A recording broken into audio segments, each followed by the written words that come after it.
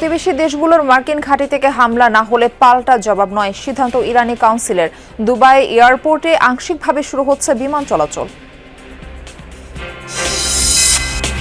যুদ্ধ পরিস্থিতিতে দাম বৃদ্ধির শঙ্কায় পাম্পগুলোয় ভিড়, চাহিদা অনুযায়ী তেল না পেয়ে ক্ষোভ, কাল ডিপো খুললে পরিস্থিতি স্বাভাবিকের প্রত্যাশা। সরকার যেভাবে স্টেপ নিয়েছেন সোফার, I think it is absolutely alright এবং আমরা ইনশাল্লাহ এটা উঠতে পারবো। আমার লাগবে মনে করেন 2 লিটার তেল, সেখানে অনেকে নিতে গেছে 5 লিটার 10 লিটার, গাড়ি লুট করে নিতে আসছে। কারণটা কি? মজুদের দাম কি সেলটা আমার বেশি, স্বাভাবিক সেলের দাম আমার অতিরিক্ত সেল গেছে এই আর কি। খামখেয়ালি নয়, স্পিকারকে অভিভাবক মেনে এগিয়ে যাবেন বিএনপির এমপিরা। পার্লামেন্টের খারাপ সংস্কৃতি থেকে বেরিয়ে আসার প্রত্যয়। কার্যকরী সংসদ তৈরি করে একটা কার্যকরী সংসদের ব্যবস্থা প্রতিষ্ঠা করতে পারি, সে বিষয়ে আমরা আমাদের মাননীয় এমপি মহোদয়দেরকে পরামর্শ বিনিময় করছি। পার্লামেন্টের কালচারটা আমরা যাতে মেনটেন করতে পারি এবং খুব ভালো কালচারের মধ্যে দিয়ে অতীতের কিছু ব্যাড কালচারকে আমরা রিমুভ করতে পারি। নরসিংদীর পলাশ উপজেলার স্বাস্থ্য কমপ্লেক্সে স্বাস্থ্যমন্ত্রী ঝটিকা সফর, চিকিৎসক ও স্টাফ অনুপস্থিতি থাকায় ক্ষোভ, করতে হবে জবাবদিহি। পাবলিক হেলথ কেয়ারটা আমরা পৌঁছে দেবো, চিকিৎসা সেবা পৌঁছে দেবো, পৌঁছাবো তো ডাক্তার সাহেবদের দিয়ে। এই তো সিনারিও বললাম, এখন আমি যাই, আমি আমার উপর তো ক্ষমতা আছে না, সবার সাথে আলাপ করে নিয়ম অনুযায়ী যা করা যায় তাই করি।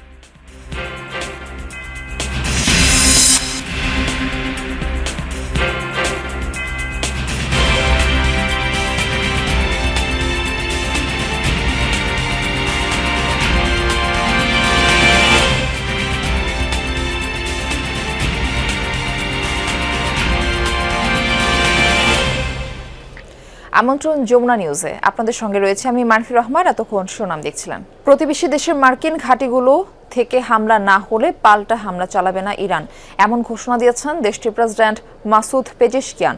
তিনি অন্তর্বর্তী পরিষদের অন্যতম সদস্য। একই সাথে প্রতিবেশী মুসলিম দেশগুলোর উপর হামলার জন্য দুঃখ প্রকাশও করেন তিনি। অবস্থান স্পষ্ট করে বলেন, আরব দেশগুলোর উপর হামলার কোনো অভিপ্রায় ছিল না তেহরানের। আরব দেশগুলোর ভূখণ্ড মার্কিন অভিযানে ব্যবহার করতে না দিলে ইরানের দিক থেকেও শাস্তি বজায় রাখার আশ্বাস দেন তিনি। এই ঘোষণার পরপরই মধ্যপ্রাচ্য পরিস্থিতি স্বাভাবিক দাবি করে নাগরিকদের মুঠোফোনে বার্তা পাঠিয়েছে কাতারের স্বরাষ্ট্র মন্ত্রণালয়। আর কোনো আতঙ্ক নেই বলেও দাবি করা হয় খুদে বার্তায়।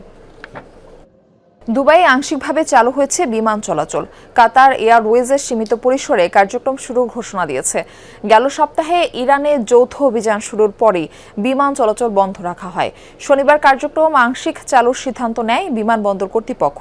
একই ঘোষণা এসেছে আবুধাবি থেকেও। এদিকে সীমিত সংখ্যক ফ্লাইট চালু করার ঘোষণা দিয়েছে আন্তর্জাতিক বিমান সংস্থা এমিরেটস ও ইতিহাদ এয়ারলাইন্স।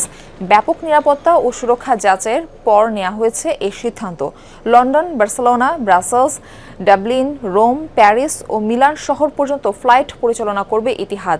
অন্যদিকে দুবাই থেকে Heathrow, Manchester, Birmingham, Gatwick, Edinburgh সহ বেশ কিছু স্থানে বাণিজ্যিক ফ্লাইট পরিচালনার ঘোষণা দিয়েছে এমিরেটস। যুক্তরাজ্যের 5টি বিমানবন্দরে দৈনিক পরিচালিত হবে অন্তত 11টি ফ্লাইট। আগে থেকে বিমানের টিকিট বুক করে রাখা যাত্রীদের দেওয়া হবে অগ্রাধিকার। বিমানবন্দরে ভিড় না করে যাত্রীদের ওয়েবসাইটের মাধ্যমে টিকিট কাটতে নির্দেশ দিয়েছে সংস্থাগুলো।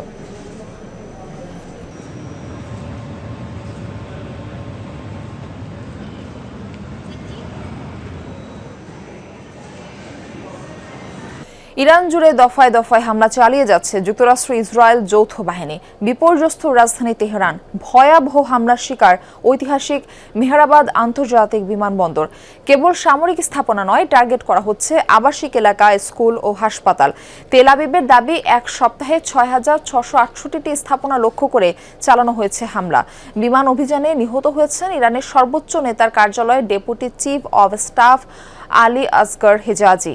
ইরানের সমর ভান্ডারে থাকা 43টি যুদ্ধজাহাজ ধ্বংসের দাবি জানিয়েছে যুক্তরাষ্ট্র। প্রেসিডেন্ট ডোনাল্ড ট্রাম্পের দাবি, যুদ্ধে প্রথম 2 স্তরেই সব গুরুত্বপূর্ণ নেতাকে হত্যা করা হয়েছে। জানান, বিনা শর্তে আত্মসমর্পণ ছাড়া আর কোনো পথ খোলা নেই তেহরানের। And একদল অসুস্থ মানসিকতার নেতাদের জন্য অনেক মানুষ মারা যাচ্ছিল, অনেকের জীবন বিপর্যস্ত হয়ে যাচ্ছিল। আমাদের সামনে দুটো পথ ছিল, হয় এই পরিস্থিতি বছরের পর বছর সহ্য করা, না হয় এর বিরুদ্ধে ব্যবস্থা নেওয়া। আমরা ব্যবস্থা নিয়েছি। বিশেষ করে ইরানের পারমাণবিক সক্ষমতা গুঁড়িয়ে দেওয়ার জন্য আমাদের সেনাবাহিনীর উপর গর্বিত আমি। ইরানের অব্যাহত হামলায় বাংকারে আশ্রয় নিচ্ছে লাখ লাখ ইসরায়েলি। শনিবার রাত থেকে ইসরায়েলি ভূখণ্ড লক্ষ্য করে ক্ষেপণাস্ত্র হামলার পরিধি বৃদ্ধি করেছে ইরান। রাজধানী সহ বিভিন্ন অঞ্চলে বসবাসরত ইসরায়েলিরা ছুটেন নিরাপদ আশ্রয়ের খোঁজে। আয়রন ডোম কিংবা ডেভিড স্লিং এর মতো আকাশ প্রতিরক্ষা ব্যবস্থাও ঠেকাতে ব্যর্থ হচ্ছে ইরানের মিসাইল। এদিকে আরব দেশগুলোয় অবস্থিত মার্কিন ঘাঁটি লক্ষ্য করে নতুন ধরনের মিসাইল ছুড়েছে ইরান। সবচেয়ে বড় হামলা হয়েছে ইরাকে। টার্গেট করা হয় একাধিক তেলক্ষেত্র। অবশ্য বাহরাইন, কাতার ও সৌদি আরবের দাবি, আকাশ প্রতিরক্ষা ব্যবস্থা ব্যবহার করে ধ্বংস করা হয়েছে বেশ কিছু মিসাইল। ধ্বংস করা হয়েছে 3 দেশের রাডার। ত্রয়োদশ জাতীয় সংসদের প্রথম অধিবেশনের আগে দলীয় সংসদ সদস্যদের নিয়ে প্রশিক্ষণ কর্মশালা করেছে বিএনপি। সকালের পর্বে অংশ নিয়ে তথ্যমন্ত্রী জহির উদ্দিন স্বপন বলেছেন, খামখেয়ালি নয়, জাতীয় সংসদের স্পিকারকে অভিভাবক মেনে এগিয়ে যাবেন বিএনপির সংসদ সদস্যরা। আর স্বরাষ্ট্রমন্ত্রী বলছেন, সংসদের খারাপ সংস্কৃতি থেকে বেরিয়ে আসতে চায় বিএনপি। বিএনপির 208 এমপির মধ্যে 70 ভাগই নতুন। ত্রয়োদশ সংসদের প্রথম অধিবেশনের তাদের জানার আছে অনেক কিছুই। তারই কর্মশালায় গুলশানের বিএনপি চেয়ারম্যানের রাজনৈতিক কার্যালয়ে। দুদিনের কর্মশালার শেষ দিন আজ। সকালের সেশনে অংশ নেন ময়মনসিংহ, ফরিদপুর ও ঢাকা বিভাগের এমপিরা। সংসদ কার্যকর করতে এমপি ও মন্ত্রিসভার সদস্যদের দায়িত্ব ও ভূমিকা সম্পর্কে তুলে ধরা হয়, যার দিক নির্দেশনা দেন পার্লামেন্ট বিশেষজ্ঞ, শিক্ষাবিদ ও প্রবীণ নেতারা। জাতীয় পর্যায়ের একজন জনপ্রতিনিধি হিসাবে যখন তাকে দায়িত্ব পালন করতে হবে এবং তার সবটাই করতে হবে একটা রুলস অফ প্রসিডিউরের মাধ্যমে, এটি খামখেয়ালি বা খেয়াল খুশির মতো করা যায় না। ফলে স্পিকারকে অভিভাবক মেনে রুলস অফ প্রসিডিউরের মাধ্যমে কিভাবে পার্লামেন্টে একজন এমপি রোল প্লে করবেন, এই সমস্ত যে তার মধ্যে সুপ্ত প্রশ্ন, সেই প্রশ্নগুলির উত্তরকে আমরা সংগঠিত আকারে তাদেরকে দিচ্ছি।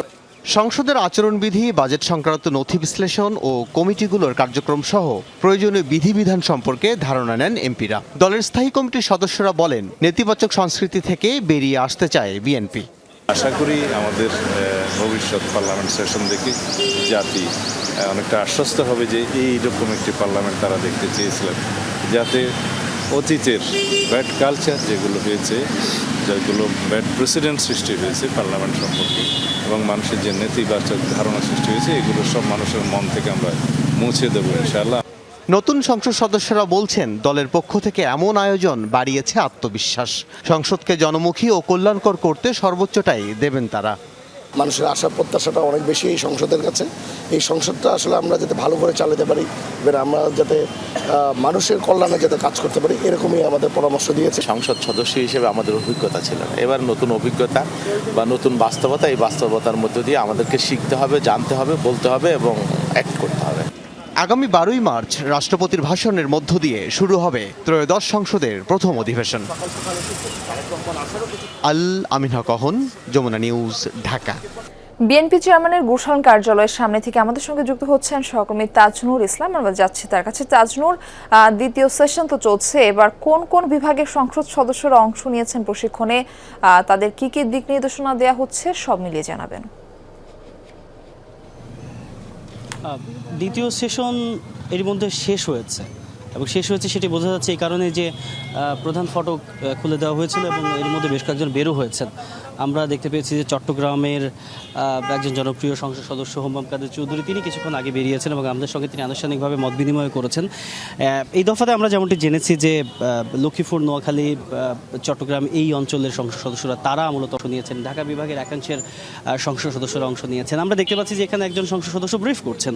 একটু পরপরই আসলে সাংবাদিকরা তাদের প্রতিক্রিয়া জানতে চাচ্ছেন এবং এই যে প্রশিক্ষণ যেটি আয়োজন করা হয়েছে সংসদ অধিবেশন উপলক্ষে, সেই সংসদ অধিবেশনকে পুরোপুরিভাবে সফল করার জন্য কিংবা সেটিকে সুন্দর মতো পরিচালনা করার জন্য যে ধরনের দিক নির্দেশনাগুলো দরকার বা প্রয়োজন সেই বিষয়গুলো এই প্রশিক্ষণ থেকে দেওয়া হয়েছে সেটি সংসদ সদস্যরা বলছিলেন। আমরা কিছুক্ষণ পরপরই দেখছি যে দু একজন করে বেরোচ্ছেন এবং তাদের সঙ্গে সাংবাদিকরা কথা বলার চেষ্টা করছেন। একটু সামনের দিকে আমরা এগোই যে এখানে একজন সংসদ সদস্যকে দেখতে পাচ্ছি, আমরা চেষ্টা করব তার প্রতিক্রিয়া জানবার। আমরা একটু কথা বলার চেষ্টা করি। নোমান ভাই যমুনা টেলিভিশনের আমরা একটু সরাসরি সম্প্রচারে রয়েছি। আপনি তো প্রশিক্ষণে অংশ নিয়েছেন, একটু আমাদেরকে জানাবেন যে সেখানে আসলে নতুন করে আসলে কি শেখা হলো বা কি হলো সেখানে আমাদেরকে একটু জানাবেন। আমরা একটা আসলেই মাননীয় প্রধানমন্ত্রী জনাব তারেক রহমান কি ব্যতিক্রমী এবং কি ইনোভেটিভ কাজ করছেন সেটার একটা উদাহরণ আজকে গুলশান অফিসে উইটনেস করলাম আমরা। সেটা হলো আমাদের যে লিডারশিপ ট্রেনিং দরকার। দেখুন, লিডারশিপ সবাই ধরে নেয় যে এটা হয়তো জন্মেই এক একজন মন্ত্রীপুত্র অথবা সংসদের বা অভিজ্ঞতা বা বড় কারোর সন্তান হবার কারণে পেয়ে যাবার কথা। আসলে সেটা না, লিডারশিপেরও ট্রেনিং প্রয়োজন। তো এইখানে আমাদের ধাপে ধাপে এবং ভাগ ভাগ করে যে আমাদের এমপি মহোদয়দেরকে সাথে মন্ত্রীদেরও লিডারশিপ ট্রেনিং হচ্ছে এবং এই লিডারশিপ ট্রেনিংয়ে জ্বালানি তেল নিয়ে কোনো সংকট নেই, দেশে পর্যাপ্ত মজুদ আছে। অহেতুক আতঙ্ক না ছড়ানোর আহ্বান জানিয়েছেন বিদ্যুৎ ও জ্বালানি মন্ত্রী ইকবাল হাসান মাহমুদ। মধ্যপ্রাচ্য যুদ্ধ পরিস্থিতিতে জ্বালানি তেল নিয়ে মন্ত্রণালয়ের প্রস্তুতি প্রধানমন্ত্রী তারেক রহমানকে অবহিত করা হয়। এরপরেই তেজগাঁওয়ে এক ব্রিফিংয়ে তিনি এই আহ্বান জানান। বলেন, সোমবার দেশে 2টি তেলবাহী জাহাজ আসবে। স্বাভাবিকভাবে জ্বালানি উদ্বিগ্নতা মানুষের মধ্যে বেড়েছে, আমরা ওনাকে ব্রিফ করলাম। আমি আগেও বলেছি, গতকালকে বলেছি যে তেল নিয়ে উদ্বিগ্ন হওয়ার কোনো কারণ নাই। আমরা রেশনিংটা করেছে এই জন্যই যে একটা অনিশ্চয়তা আছে, এই যুদ্ধটা কতদিন চলবে, সেই জন্য আমরা একটা রেশনিং করেছিলাম। কিন্তু মানুষ এই রেশনিংটাকে ভয় পেয়ে স্টক করা শুরু করেছে। আসলে আমাদের তেলের কোনো অভাব নাই।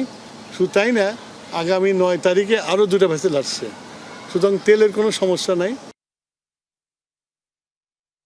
জ্বালানি তেলের মজুদ সম্পর্কে জানাতে সহকর্মী তানভীর মৌসুম আমাদের সঙ্গে যুক্ত আছেন। তিনি রয়েছেন রাজধানীর পরিবাগ এলাকায়। তানভীর, সারা দেশে তো একটা তেলের সংকট দেখা যাচ্ছে, তো ফিলিং স্টেশনগুলোর চিত্র আপনি কেমন দেখছেন?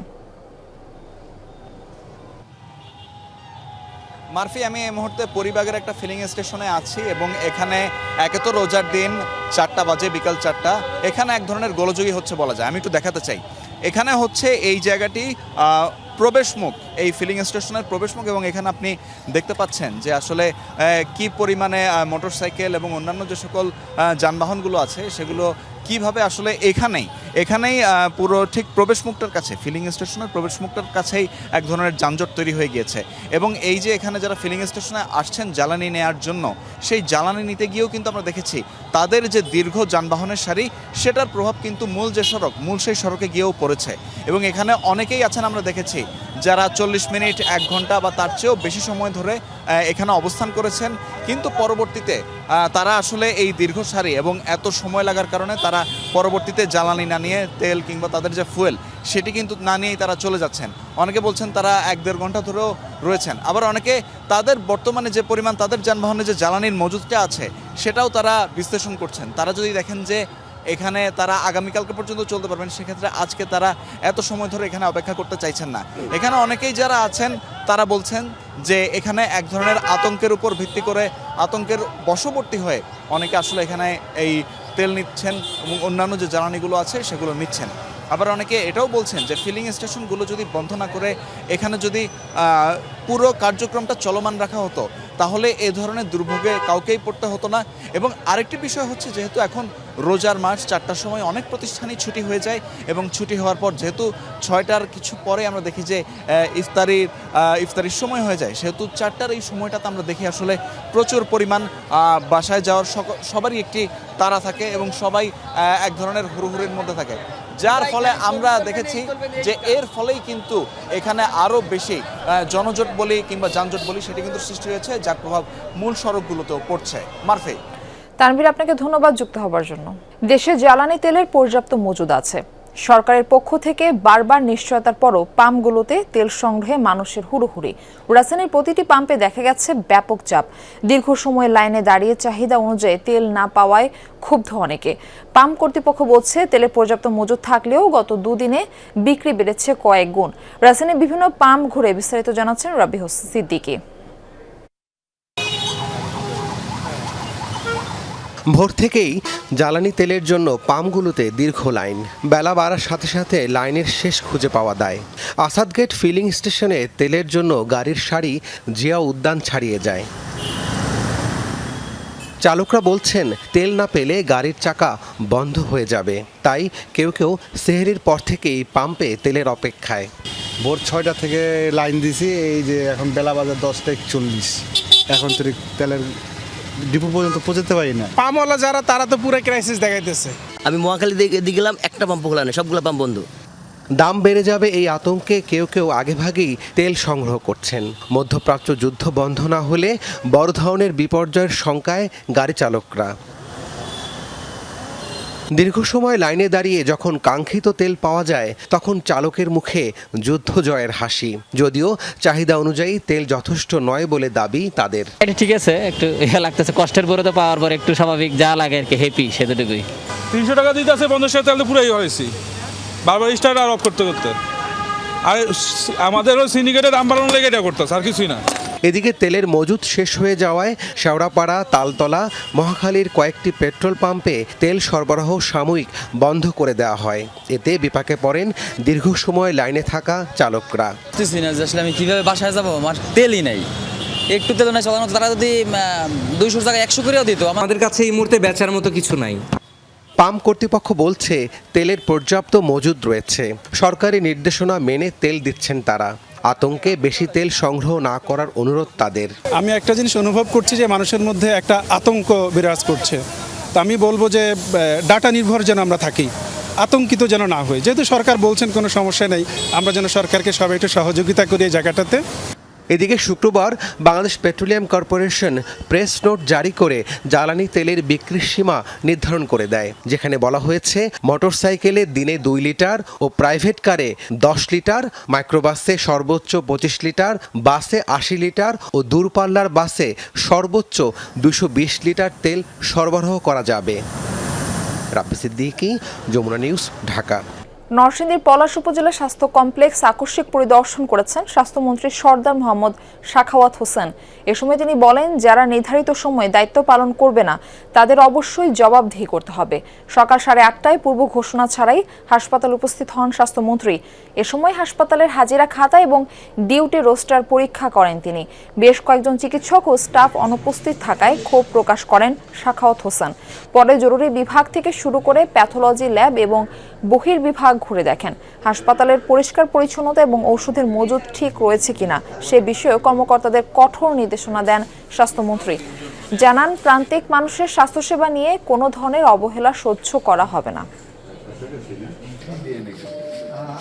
ডাক্তারদের জবটা তো সাংঘাতিক মানবিক একটা জব। আমরা তো বিপদে পড়লে ওনাদের কাছে যাই, ওনাদের হাসি মুখটা দেখলে অনেকটা ভালো হয়ে যায়। আমরা তো বলতেছি আমরা জনগণের উপর দৌড়ে আমরা পাবলিক হেলথ কেয়ারটা আমরা পৌঁছে দেবো, চিকিৎসা সেবা পৌঁছে দেবো, পৌঁছাবো তো ডাক্তার সাহেবদের দিয়ে।